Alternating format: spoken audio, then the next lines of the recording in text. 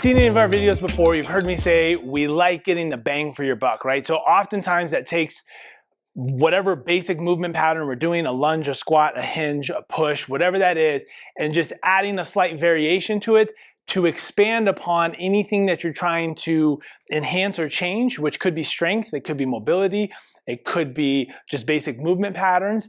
And that in turn will give you more because you're layering on a complexity, but it also works on different body parts. So in this case, what we're going to be doing is single arm or a single rack position with our squats, right? So we've talked about the goblet squat before with that offset center mass shift by holding weight in front of us.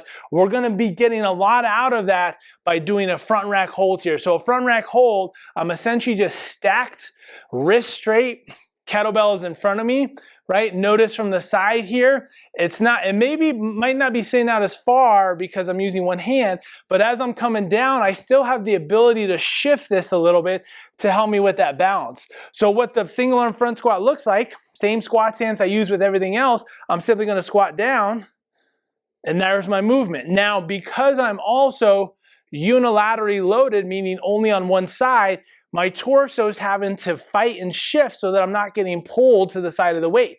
So I'm not only working on the front load, but I also have a variation of side to side load, working now the opposite side of my core, the obliques, so on and so forth, in a really dynamic and challenging position for the torso. So you'll see it on both sides here, right?